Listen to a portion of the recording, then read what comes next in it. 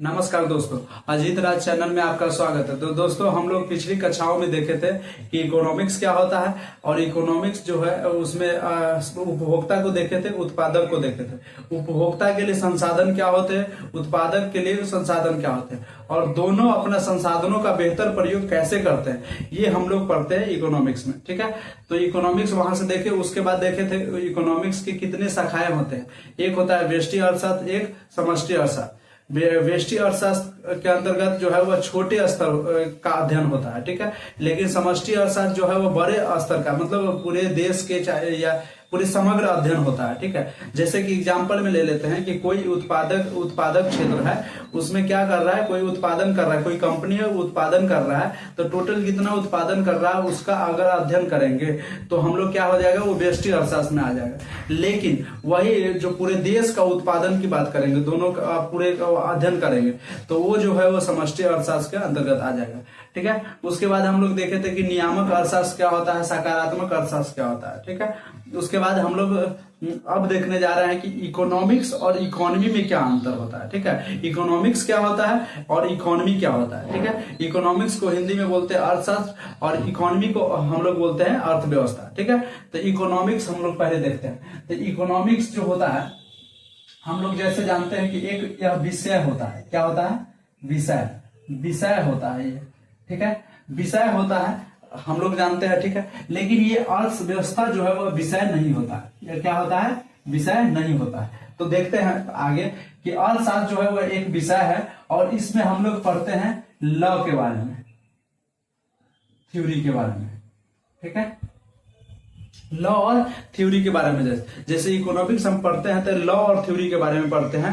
तो कहता है कि जो जिसमें लॉ और थ्योरी के बारे में बताया जाता है, जैसे कि एग्जांपल ले लेते हैं कि कोई लॉ है और कोई थ्योरी है, इसी के द्वारा क्या किया जाता है, लॉ और थ्योरी के द्वारा किसी भी संसाधनों का बेहतर प्रयोग हम लोग सीख पाते हैं। मतलब अर्थशास्त्र के मतलब हम आपको बताए थे कि अर्थशास्त्र जो है वो सिखाता है कि संसाधनों का बेहतर प्रयोग कैसे किया जाए। ठीक है, तो संसाधनों का बेहतर प्रयोग कैसे किया जाए, तो अर्थशास्त्र में हम लोग सीखते हैं उसी लॉ के बारे में, उसी थ्योरी के बारे में, जिससे हम क्या करते हैं, संसाधनों का बेहतर प्रयोग कर पाते हैं। ठीक है, ये हो गया हमारा अर्थशास्त्र। अब हम लोग देखते हैं अर्थव्यवस्था। अर्थव्यवस्था जो है वह कोई विषय नहीं है, यह एक स्थान से रिलेटेड होता है। क्या होता है, एक स्थान से रिलेटेड होता है। अगर हम किसी स्थान का अध्ययन करते हैं, स्थान के बारे में जानते हैं, तो उसे क्या कहते हैं, अर्थव्यवस्था। एग्जाम्पल से समझते हैं। ठीक है, जो ये लॉ और थ्योरी है, ठीक है, लॉ और थ्योरी किसी स्थान पर कैसे लागू होता है। ठीक है, कैसे लागू होता है, मतलब लॉ और थ्योरी इसमें जो पढ़े हैं, जैसे कि इसमें बहुत सारा लॉ होता है। लॉ ऑफ डिमांड हो जाएगा, law of demand, law of supply. ठीक है, बहुत सारा लॉ आ जाएगा, लॉ और थ्योरी आ जाएगा। इस लॉ और थ्योरी का मतलब हम डिमांड के, law of demand, law of supply का लागू जो करते हैं किसी स्थान पर, तो उसी को क्या कहते हैं, अर्थव्यवस्था। जैसे कि हम लोग बोलचाल की भाषा में सुनते होंगे कि ये भारत की अर्थव्यवस्था है। अर्थव्यवस्था कैसे बोलते हैं कि भारत का अर्थव्यवस्था हो, भारतीय अर्थव्यवस्था, अर्थव्यवस्था। मतलब अर्थव्यवस्था क्या है, स्थान से रिलेटेड है। चाइना की अर्थव्यवस्था, चीन की अर्थव्यवस्था, चीन की अर्थव्यवस्था, अमेरिका की अर्थव्यवस्था, अमेरिका का अर्थव्यवस्था। मतलब ये स्थान से रिलेटेड होता है। ठीक है, यही लॉ और थ्योरी का है, मतलब जो डिमांड होता है, मांग होता है, और सप्लाई होता है। इस मांग और सप्लाई जो होता है, जिस स्थान पर कैसे उसका लागू किया जाता है, उसी को क्या कहते हैं, उस स्थान का अर्थव्यवस्था कहा जाता है। ठीक है, तो हम लोग इतना देख चुके हैं। ठीक है, उसके बाद हम लोग देखते हैं कि अर्थव्यवस्था जो है कहां पर हम लोग पढ़ने को हमको मिलता है। ठीक है, जैसे कि हम लोग कोई भी कंपटीशन एग्जाम अगर हम लोग एग्जाम देते हैं, तो उसमें हमको पढ़ने के लिए मिलता है सामान्य अध्ययन। ठीक है, तो सामान्य अध्ययन में आपको इकोनॉमी मिलेगा। क्या मिलेगा, इकोनॉमी। मतलब हमारे देश में क्या क्या हो रहा है वो सब मिलेगा। ठीक है, लेकिन जो इकोनॉमिक्स होता है वो सब्जेक्ट होता है, लॉ और थ्योरी के बारे में पढ़ाई होती है। ठीक है, बहुत सारा लॉ थ्योरी होता है। ठीक है, तो उसका जो अध्ययन किया जाता है, आप अगर देखिएगा इसका अध्ययन यूजीसी नेट का जब एग्जाम दिया जाता है उसमें आपको वहां पे पढ़ना होता है, ठीक है। उसके बाद यूपीएससी का एग्जाम होता है, यूपीएससी में मेंस में जाएंगे, अगर वैकल्पिक लेते हैं, ऑप्शनल सब्जेक्ट लेते हैं, तो वहां पे अगर इकोनॉमिक्स लेते हैं तो वहां पे क्या पढ़ना पड़ेगा, इकोनॉमिक्स। इकोनॉमी वहां पे नहीं होगा, ठीक है, इकोनॉमिक्स। जब हम लोग 11th 12th का टीचर बनने की अगर तैयारी करते हैं तो वहां पर भी क्या किया जाता है, इकोनॉमिक्स का पढ़ाई करना पड़ता है। लेकिन जब हम लोग किसी भी कंपटीशन एग्जाम की तैयारी करते हैं तो उसमें जो है सिर्फ इकोनॉमिक्स को नहीं देखा जाता, इसमें इकोनॉमी को देखा जाता है, इकोनॉमिक्स को नहीं देखा जाता है, ठीक है। तो आधा टेंशन तो यहीं पे खत्म हो गया कि हमको इकोनॉमिक्स नहीं पढ़ना है। आधा हमको टेंशन है कि हमको जितना भी पढ़ना है वो क्या पढ़ना है, इकोनॉमी पढ़ना है, अर्थव्यवस्था पढ़ना है, ठीक है। तो यही जो है इकोनॉमी को अब हम लोग देखते हैं कि इकोनॉमी का 3 प्रकार होते हैं। इकोनॉमी के कितने प्रकार होते हैं, 3 प्रकार, टाइप्स ऑफ इकोनॉमी, अर्थव्यवस्था के 3 प्रकार, ठीक है। एक होता है पूंजीवादी अर्थव्यवस्था, एक होता है समाजवादी अर्थव्यवस्था, एक होता है मिश्रित अर्थव्यवस्था, ठीक है। तो पूंजीवादी अर्थव्यवस्था सबसे पहले हम लोग देखेंगे। पूंजीवादी अर्थव्यवस्था का कैपिटलिस्टिक, समाजवादी को सोशलिस्टिक और मिश्रित को मिक्स्ड इकोनॉमिक्स कह सकते हैं, ठीक है। तो जो पूंजीवादी अर्थव्यवस्था है उसको हम लोग पहले देखेंगे। पूंजीवादी अर्थव्यवस्था, पूंजीवादी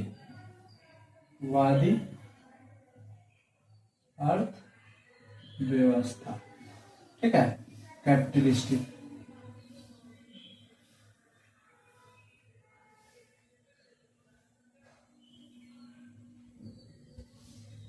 इकोनॉमी, ठीक है। तो कैपिटलिस्टिक इकोनॉमी के बारे में हम लोग पहले जानते हैं, ठीक है। तो इकोनॉमी के बारे में हम लोग जान गए कि किसी स्थान से रिलेटेड होता है, ठीक है। तो पूंजीवादी कह रहा है कि वैसी अर्थव्यवस्था, वैसे स्थान पर, जिस स्थान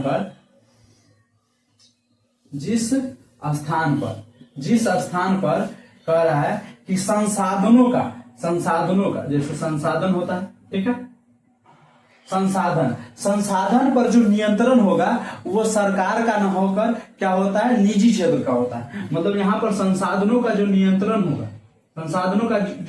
होगा, किसका होगा, निजी क्षेत्र।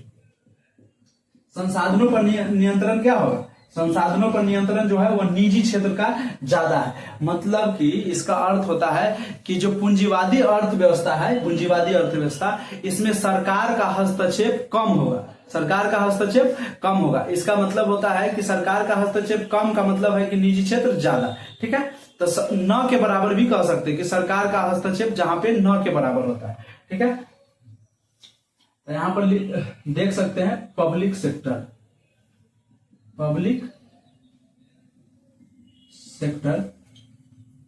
से ज्यादा क्या होगा, प्राइवेट सेक्टर, ठीक है। मतलब पब्लिक सेक्टर का क्या हो, पब्लिक सेक्टर का अधिकार उससे कम हो और प्राइवेट सेक्टर का अधिकार ज्यादा हो, ठीक है। उसी को क्या कहेंगे, पूंजीवादी अर्थव्यवस्था, ठीक है। उसके बाद अगर मान लेते हैं कि ये प्राइवेट सेक्टर का अधिकार ज्यादा है, पूंजीवादी अर्थव्यवस्था, ठीक है। तो इसका उद्देश्य क्या होगा, जो निजी क्षेत्र का उद्देश्य क्या होता है, लाभ करना। इसका उद्देश्य क्या होगा, लाभ कमाना। लेकिन वही पब्लिक सेक्टर का जो रहता अधिकार ज्यादा, तो क्या हो जाता, समाज कल्याण के लिए, कल्याण करने के लिए, ठीक है। तो यहाँ जो है वहां पर क्या है, प्राइवेट सेक्टर जो भी होगा ना, प्राइवेट सेक्टर का अधिकार होगा, उसका मतलब उसका प्राइवेट सेक्टर का क्या होता है, उद्देश्य सिर्फ और सिर्फ क्या होता है, लाभ कमाना। तो पूंजीवादी अर्थव्यवस्था का लाभ उद्देश्य क्या हो जाएगा आपको, पूंजीवादी अर्थव्यवस्था का उद्देश्य क्या हो जाएगा, लाभ अर्जित करना,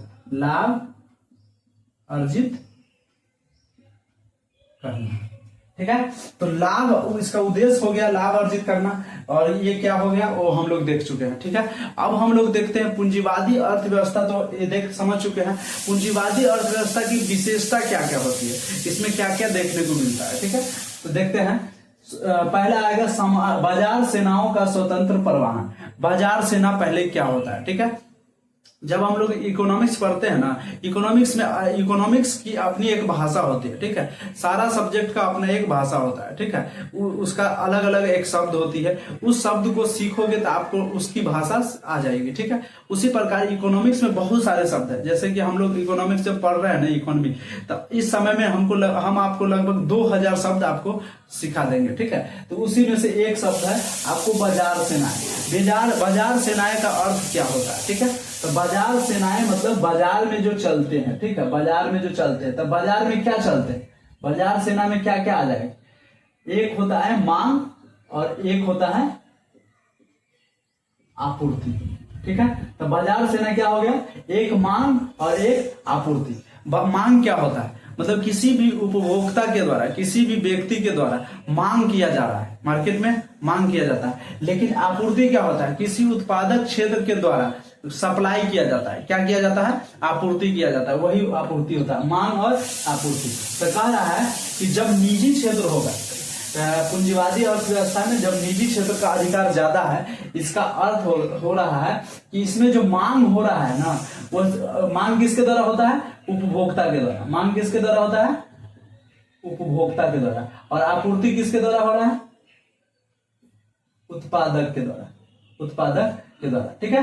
तो जो मांग हो रहा है निजी क्षेत्र में क्या होता है, उपभोक्ता पर कोई नियंत्रण रहता है नहीं, कुछ भी मांग कर सकता है, ठीक है। कोई भी, हमारे पास ऑप्शन होता है, हमारे पास क्या होता है, उपभोक्ता के पास क्या होता है, ऑप्शन होता है। लेकिन और आपूर्ति कितना भी मांग कर सकता है। निजी क्षेत्र में क्या है, कोई व्यक्ति कितना भी मांग कर सकता है और कितना भी आपूर्ति कर सकता है। निजी सेक्टर का, निजी सेक्टर जितना भी हो सकता है उतना सप्लाई करेगा, आपूर्ति करेगा, ठीक है। तो ये बाजार सेनाओं का स्वतंत्र प्रवाह, इसका मतलब इस पर कोई नियंत्रण नहीं है सरकार का, ठीक है। ये अपने आप फ्री मूव करता है, ठीक है। उसके बाद हम लोग देखते हैं लाइजेज फेयर। एक टर्म क्या आ रहा है, एक शब्द लाइजेज फेयर। लाइजेज फेयर का अर्थ होता है, लाइजेज फेयर जो है वह, उसका अर्थ होता है कि जिसमें सरकार का हस्तक्षेप न के बराबर हो, उसे ही लाइजेज फेयर शब्द का अर्थ होता है। लाइजेज फेयर शब्द का क्या अर्थ है, मतलब जिसमें सरकार का हस्तक्षेप क्या हो, न का बराबर हो, ठीक है, उसे ही क्या कहेंगे, लाइजेज फेयर। तो इसमें आपको पता है कि पूंजीवादी अर्थव्यवस्था में क्या होता है, सरकार का हस्तक्षेप कम होता है। सरकार का हस्तक्षेप क्या होता है, कम होता है। समझ में आ गया। तो वो क्या हो गया, लाइजेज फेयर आपको पूंजीवादी अर्थव्यवस्था की विशेषता हो जाएगी। और हम लोग आगे देखते हैं तो इसमें निजी स्वामित्व देखने को मिलता है। निजी स्वामित्व अभी नहीं समझाए कि इसमें निजी सेक्टर का अधिकार ज्यादा है, संसाधन पर अधिकार ज्यादा है, ठीक है। उसके बाद तो निजी स्वामित्व देखने को मिलता है, मतलब निजी क्षेत्र जितना भी अपना मन से जितना स्वामित्व देखने, स्वामित्व का मतलब क्या होता है, अधिकार, ठीक है। तो निजी सेक्टर को अपना अधिकार है कि कितना भी उत्पादन कर सकता है, उससे कोई, ये भी क्या हो जाएगा, आपको विशेषता हो जाएगा।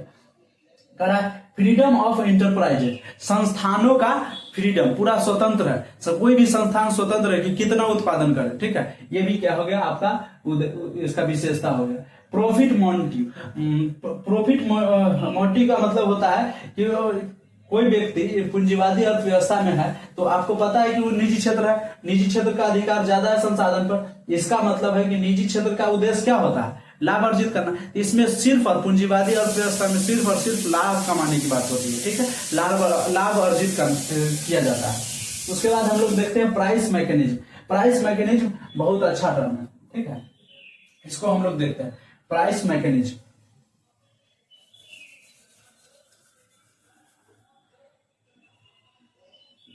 प्राइस मैकेनिज्म, इसको बोला जाता है हिंदी में कीमत तंत्र।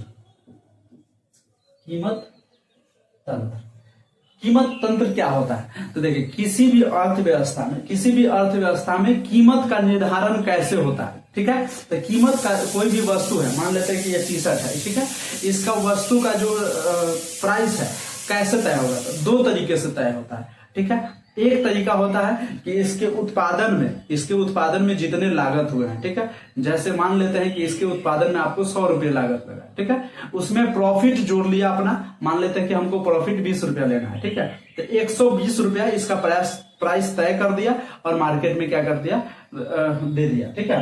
तो यहां से हमको इसका प्राइस तय हो गया, ठीक है। लेकिन दूसरा तरीका होता है कि एक मांग और आपूर्ति के आधार पर होता है। क्या होता है, मांग और आपूर्ति। जैसे कि समझिए, मांग और आपूर्ति के आधार पर। ठीक है, मान लेते हैं कि कोई व्यक्ति है, ठीक है, या बाजार में व्यक्तियों के द्वारा मांग क्या हो गया, ज्यादा, व्यक्तियों के द्वारा मांग क्या हो गया, ज्यादा। तो जब मांग ज्यादा हो जाती है तो जो मार्केट में जितनी वस्तु है, मान लेते हैं कि टी शर्ट की मांग क्या हो गई, ज्यादा हो गई, और टी शर्ट ये कम पड़ जाएगा, सब ले रहा है बहुत सारा, तो कम पड़ेगा, तो वहां पर क्या होगा, प्राइस को धीरे धीरे क्या किया जाएगा, जब मार्केट में आपूर्ति ज्यादा कम हो जाएगा, मांग ज्यादा होगा, आपूर्ति कम हो जाएगा, जब आपूर्ति कम होगा तो क्या किया जाता है, उसका कीमत बढ़ाया जाता है, जिससे व्यक्ति क्या किया जाता है, उससे इग्नोर होता है, इसको लेने में आपको पैसा ज्यादा खर्च होगा, फिर नहीं मांग होता है। तो वही होता है, मांग जब ज्यादा हो जाएगा, मांग जब ज्यादा हो जाएगा तो प्राइस बढ़ा कि नहीं बढ़ा,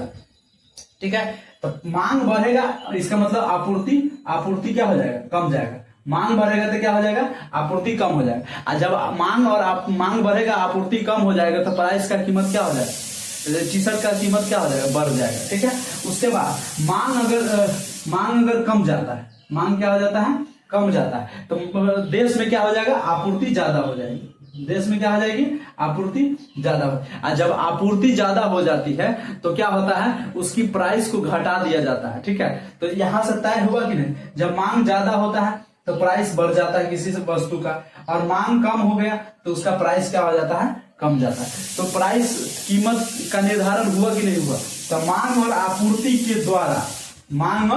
आपूर्ति के द्वारा अगर किसी वस्तु का कीमत तय होता है, उसी को कहा जाता है कीमत तंत्र, उसी को कहा जाता है कीमत तंत्र। तो आप बताइए कि पूंजीवादी अर्थव्यवस्था में कीमत तंत्र देखने को मिलेगा कि नहीं मिलेगा। निजी सेक्टर है, निजी सेक्टर में क्या है, आपको मिलेगा लाभ कमाना है। ठीक है, तो जब मांग ज्यादा, आपको पता है कि बाजार से ना क्या है, पूरा फ्री है, स्वतंत्र है, तो मांग क्या हो रहा है कि लोग, कोई उपभोक्ता कितना भी मांग कर रहा है, ठीक है, कोई उत्पादन कितना भी सप्लाई कर रहा है, ठीक है, तो जब मांग बढ़ेगा तो क्या हो जाएगा, आपूर्ति कम हो जाएगा, जब मांग बढ़ जाएगा तो वैसे ही क्या हो जाएगा, हमारा प्राइस बढ़ जाएगा।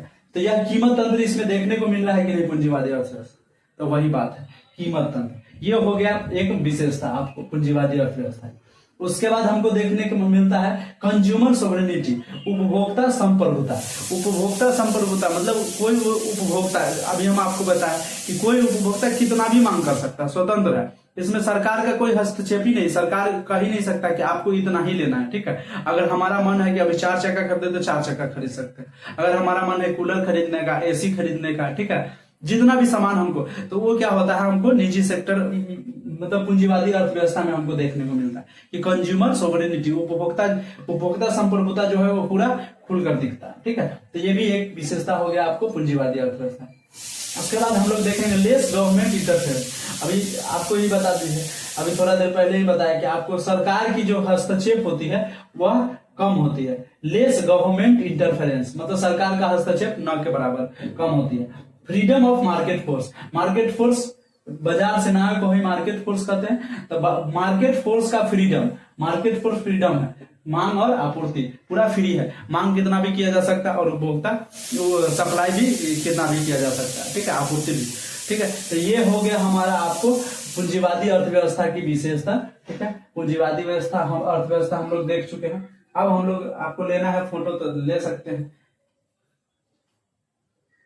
चलिए दोस्तों, अब हम आगे देखते हैं। ठीक है, तो हम लोग देख चुके हैं कि पूंजीवादी अर्थव्यवस्था क्या होता है। ठीक, उसके बाद उसका हम विशेषता भी देख चुके हैं। ठीक है, उसके बाद हम लोग देखते हैं सोशलिस्टिक समाजवादी अर्थव्यवस्था। ठीक है, तो समाजवादी अर्थव्यवस्था किसे कहते हैं। ठीक है, तो समाजवादी अर्थव्यवस्था जो है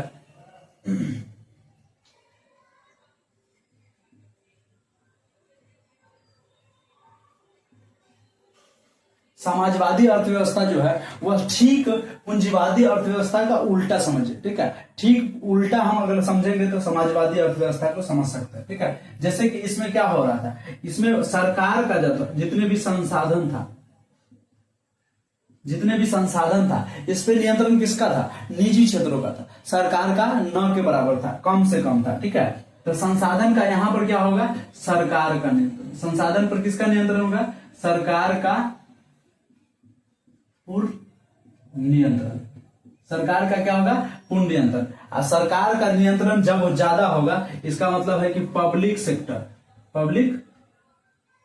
सेक्टर ज्यादा होगा प्राइवेट सेक्टर पे। प्राइवेट सेक्टर मतलब समझिए कि प्राइवेट सेक्टर यहाँ पे नहीं ही होता है, प्राइवेट सेक्टर यहाँ पे देखने को मिलेगा ही नहीं, ठीक है।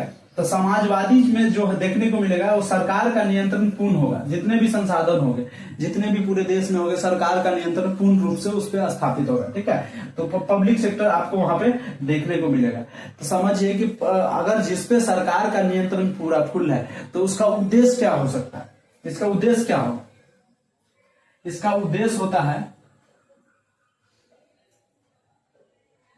इसका उद्देश्य होता है, एक होता है समाज कल्याण, समाज कल्याण, समाज कल्याण मतलब समाज में जितने भी लोग हैं सबके लिए एक अपना जो है वह मान लेते हैं कि कोई भी चीज डिस्ट्रीब्यूट करना, ठीक है। तो संसाधनों का क्या हो जाएगा, इक्वल डिस्ट्रीब्यूशन हो जाएगा। यहाँ पर संसाधनों का क्या देखने को मिलेगा, इक्वल डिस्ट्रीब्यूशन। इससे क्या हो जाएगा, हमारा समाज क्या होगा, समाज कल्याण देखने को मिलेगा, ठीक है। तो इसका उद्देश्य हो गया समाज कल्याण। और दूसरा अगर आप देखिएगा तो समावेशी विकास पे ध्यान दें, इसका उद्देश्य क्या हो जाएगा, समावेशी विकास। समावेशी विकास का अर्थ क्या होता है, समावेशी विकास ये होता है कि हर एक सेक्टर में, जितने भी सेक्टर है, औद्योगिक सेक्टर हो, कृषि हो गया, जितने भी सेक्टर हो, गरीबी हो गया, जितने भी सेक्टर हो, सभी सेक्टरों का इक्वल ध्यान देना, ठीक है, इक्वल तरीके से विकास करना, ठीक है, जिससे कोई गरीबी न रहे। तो इस प्रकार से इसका उद्देश्य होता है, मतलब पूरा समावेशी विकास पर ध्यान दिया जाता है। तो इसका उद्देश्य क्या हो जाएगा, समाजवादी अर्थव्यवस्था का उद्देश्य क्या हो जाएगा, समाज कल्याण, समावेशी विकास, या इसमें एक भी लिख सकते हैं equal distribution of equal distribution of resources, संसाधनों का इक्वल डिस्ट्रीब्यूशन। जितने भी संसाधन होते हैं उस पर सरकार का नियंत्रण है, तो जो संसाधन का जो नियंत्रण सरकार का है, तब वो क्या करेगा, समाज कल्याण के लिए संसाधनों का जो वितरण करेगा सभी के साथ, वो क्या होगा, इक्वल डिस्ट्रीब्यूशन होगा, एक समान वितरण किया जाएगा, ठीक है। तो उसी को क्या कहा जाता है, समाजवादी अर्थव्यवस्था। समाजवादी अर्थव्यवस्था के पिता किसे कहा जाता है, तो कार्ल मार्क्स को कहा जाता है। किसको कहा जाता है, कार्ल मार्क्स, ठीक है। तो कार्ल मार्क्स को क्या कहा जाता है, समाजवादी का पिता। इसका बुक है एक दास कैपिटल, ठीक है। दास कैपिटल में इन्होंने, कार्ल मार्क्स ने दास कैपिटल बुक में इन्होंने पूंजीवादी अर्थव्यवस्था को क्या किया है, इसको चैलेंज किया, ठीक है। तो इसका मतलब यहीं से आपको जन्म होता है समाजवादी अर्थव्यवस्था। कुछ न कुछ झलक दिखाया है आपको इसमें, इस दास कैपिटल बुक में, ठीक है, समाजवादी अर्थव्यवस्था। इसीलिए इसको क्या कहा जाता है, समाजवादी अर्थव्यवस्था का पिता कहा जाता है कार्ल मार्क्स को, ठीक है। उसके बाद कह सकते हैं कि पूंजीवादी अर्थव्यवस्था का पिता किसे कहा जाता है, तो एडम स्मिथ को कहा जाता है। एडम स्मिथ को पूंजीवादी अर्थव्यवस्था का पिता, कार्ल मार्क्स को समाजवादी अर्थव्यवस्था का पिता। उसके बाद समाजवादी अर्थव्यवस्था का अगर हम विशेषता देखते हैं तो विशेषता में आपको आ जाएगा collection ownership of resources, collective ownership का मतलब होता है कि जितने भी समाज में हमारे लोग रह रहे हैं, ठीक है, तो सभी का स्वामित्व क्या है, रिसोर्सेज पर एक समान है, ठीक है। सभी का मतलब सामूहिक ऑनरशिप है, मतलब कोई भी संसाधन है, रिसोर्सेज है, उस पे समूह मतलब जो स्वामित्व है वो किसका है, सामूहिक है, पूरे समाज का। उसके बाद आता है सेंट्रल इकोनॉमिक प्रणाली, केंद्रीय नियोजन प्रणाली। केंद्रीय नियोजन प्रणाली क्या होता है कि समाजवादी, जिसमें सरकार का नियंत्रण होता है सारा संसाधनों पर, ठीक है। जैसे कि समाजवादी अर्थव्यवस्था में तो सरकार जो होता है वह क्या किया जाता है, अपना एक योजना बनाती है, ठीक है, कि इतना विकास करना है, ऐसे करना है, ठीक है। तो उसमें सरकार का पूरा नियंत्रण, तो वह क्या किया जाता है, एक अपना केंद्रीय नियोजन प्रणाली शुरू करता है, ठीक है। जैसे कि भारत में आपको देखने को मिलेगा, जब हमारा भारत देश आजाद हो गया तो उसके बाद हमको पंचवर्षीय योजना देखने को मिला है, ठीक है। हर एक 5 साल पर अपना एक क्या किया जाता है, टारगेट फिक्स किया जाता है कि इतना हमको विकास करना है। उसके बाद उसको मतलब उसको प्राप्ति करने के लिए लक्ष्य हो गया और वो प्राप्त करते हैं, ठीक है। प्राप्त न भी किए फिर भी आगे प्लानिंग करते हैं, फिर अगला पंचवर्षीय योजना होती है। तो इस प्रकार जो हमारा पंचवर्षीय योजना है भारत का, वो केंद्रीय नियोजन प्रणाली का ही भाग है, ठीक है। तो ये हमको आपको देखने को मिलेगा समाजवादी अर्थव्यवस्था। तो ये भी एक क्या हो गया, विशेषता हो गया। उसके बाद हो गया नो चॉइस फॉर कंज्यूमर। आपको पता है समाजवादी अर्थव्यवस्था में जब सरकार का पूर्ण नियंत्रण है, सरकार का पूर्ण नियंत्रण है। पूंजीवादी में हम लोग क्या देखे थे, पूंजीवादी में उपभोक्ता कितना भी मांग कर रहा था, कितना भी जो हमको मन है वो ले सकते हैं, लेकिन क्या समाजवादी में ले सकते हैं? नहीं। संसाधन जितने भी है उसमें आपको इक्वल डिस्ट्रीब्यूशन है। अगर मान लेते हैं कि देखते हैं कि हम लोग चावल हम लोगों को मिलता है, ठीक है, चावल गेहूं जो भी मिलते हैं, तो उसमें क्या करते हैं, आपको वो चावल जो मिल रहा है आप उसमें नहीं कह सकते कि हमको ये अच्छा नहीं, हम नहीं लेंगे। आप नहीं लीजिए, कोई बात नहीं, आपको ऐसा नहीं मिलेगा। आपको उसमें ऑप्शन नहीं है कि आप उसमें कुछ लेना, आपको लेना है तो वही लेना है, नहीं तो नहीं लेना, ठीक है। तो आपके पास ऑप्शन नहीं है कि हम ये हमको अच्छा नहीं लग रहा है, ये हमको अच्छा नहीं। तो कंज्यूमर के लिए, उपभोक्ता के लिए क्या है, आपको ऑप्शन नहीं मिला होगा, मतलब कोई ऑप्शन नहीं है इसमें, कंज्यूमर के लिए कोई चॉइस नहीं है, ठीक है। उसके बाद ये भी एक विशेषता हो गया। उसके बाद देखते हैं इक्वल डिस्ट्रीब्यूशन ऑफ इनकम। अभी भी बताया, आय का जो वितरण होगा समान होगा, मतलब जिसका जिस आधार पर, जिसका जिस तरीके का काम है उसका आय फिक्स हुआ है, ठीक है। तो आय उसका क्या है, इक्वल डिस्ट्रीब्यूशन के तौर पे आपको उसका आय बांधा हुआ है। उसके बाद देखने को मिलेगा एब्सेंस ऑफ मार्केट फोर्स। हम आपको बताए हैं कि पूंजीवादी अर्थव्यवस्था में मार्केट फोर्स जो है वह स्वतंत्र प्रवाहन कर रहा था। मार्केट फोर्स का मतलब मांग और आपूर्ति, जितना हो सके उतना मांग हो रहा है, जितना आपूर्ति हो रहा है उतना आपूर्ति हो सकता है, ठीक है। कम भी हो सकता है, ज्यादा भी हो सकता है, लेकिन यहाँ पे मार्केट फोर्सेज जो है वह आप नहीं कर सकते, स्वतंत्र है ही नहीं, ये एब्सेंट आपको देखने को मिलेगा। आपको यहाँ पर कोई आपको आजादी नहीं मिलेगी, आपको ना आपको मांग देखने को ज्यादा इधर उधर मिलेगा, ना आपको सप्लाई इधर उधर देखने को मिले। तो मार्केट फोर्स यहाँ पर क्या होता है, अनुपस्थित होता है, एब्सेंट होता है, ठीक है। तो ये हो गया हमारा आपको समाजवादी। सेम क्या हो जाएगा, पूंजीवादी का पूरा उल्टा हो जाएगा समाजवादी, ठीक है। तो अब हम लोग देखते हैं, दो देख लिए, उसके बाद हम लोग देखते हैं मिश्रित अर्थव्यवस्था। मिश्रित अर्थव्यवस्था हम लोग किसे कहते हैं, उससे पहले हम लोग देखते हैं कि पूंजीवादी अर्थव्यवस्था, ठीक है, ये अर्थव्यवस्था क्या होता था। हम आपको बताया है कि किसी स्थान से रिलेटेड हो रहा था, ठीक है। किसी स्थान पर किसी लॉ और इकोनॉमिक्स के लॉ या थ्योरी या सरकार कैसे काम करते हैं, ठीक है। सरकार का काम दिया हुआ इकोनॉमिक सब्जेक्ट में कि क्या क्या काम करना है, और सरकार का जो काम है वो कैसे लागू होगा, किसी स्थान पर कैसे लागू हो रहा था, वो क्या था, अर्थव्यवस्था। वही सरकार के आधार पर क्या हो रहा था, डिस्ट्रीब्यूटर हुआ था। तो पूंजीवादी अर्थव्यवस्था हम लोग देख लिए, इसमें सरकार का नियंत्रण न के बराबर। समाजवादी में पूर्ण नियंत्रण सरकार का, ठीक है। लेकिन मिश्रित क्या है, तो देखते हैं कि ये किस स्थान पर है, कहाँ किस स्थान पर कौन कौन है। तो पूंजीवादी अर्थव्यवस्था जो है आपको देखने को मिल जाएगा यूएसए में, हांगकांग में, सिंगापुर में, न्यूजीलैंड में, ऑस्ट्रेलिया में, कनाडा में। ये सब में आपको अगर देखिएगा तो इसकी अर्थव्यवस्था जो है वो पूंजीवादी अर्थव्यवस्था है, ठीक है। लेकिन वही समाजवादी अर्थव्यवस्था की बात करते हैं तो देखिएगा रसिया हो गया, चाइना हो गया, फ्रांस हो गया, नॉर्थ कोरिया हो गया। तो ये सब क्या होता है, ये इस सब देश का जो अर्थव्यवस्था है वो कैसा है, समाजवादी। लेकिन इस सब देश का जो है वो कैसा है, पूंजीवादी अर्थव्यवस्था, ठीक है। तो कहेंगे कि हमारा भारत देश कैसा अर्थव्यवस्था है, पूंजीवादी या समाजवादी, तो ना हमारा पूंजीवादी है ना समाजवादी है। अगर हम देखेंगे तो भारत आजादी से पहले समाजवादी था, आजादी से पहले क्या था, समाजवादी था। लेकिन आजादी के बाद हम लोग धीरे धीरे क्या हो गए हैं, मिश्रित अर्थव्यवस्था में हो गए। कैसे हुए हैं बताते हैं थोड़ा। तो ये मिश्रित अर्थव्यवस्था पहले किसे कहते हैं वो देखते हैं। मिश्रित अर्थव्यवस्था जो है वह पूंजीवादी अर्थव्यवस्था और समाजवादी अर्थव्यवस्था दोनों जहां पे दिखने को मिलता है, मतलब वैसा स्थान जिसपे क्या हो, पूंजीवादी भी अर्थव्यवस्था का झलक भी दिखता हो और समाजवादी अर्थव्यवस्था की भी झलक दिखता है, मतलब दोनों कंबाइंड रूप से आपको चल रहा है, ठीक है। समाजवादी है, पूंजीवादी दोनों चल रहा है, उसे ही क्या कहेंगे, मिक्स अर्थव्यवस्था। और भारत की अर्थव्यवस्था जो है वो आजादी के बाद आपको मिक्स अर्थव्यवस्था के अंतर्गत आता है, ठीक है। तो ये हम लोग हो गया टाइप्स ऑफ इकोनॉमिक्स के बारे में जान चुके। तो दोस्तों आज के लिए इतना ही, तो धन्यवाद। हमारे चैनल को सब्सक्राइब कर लीजिएगा और आपको अच्छा लगा है तो शेयर भी कर लीजिएगा। कमेंट बॉक्स में अगर आपको कोई डाउट हो तो कमेंट बॉक्स में कमेंट जरूर कीजिएगा। धन्यवाद।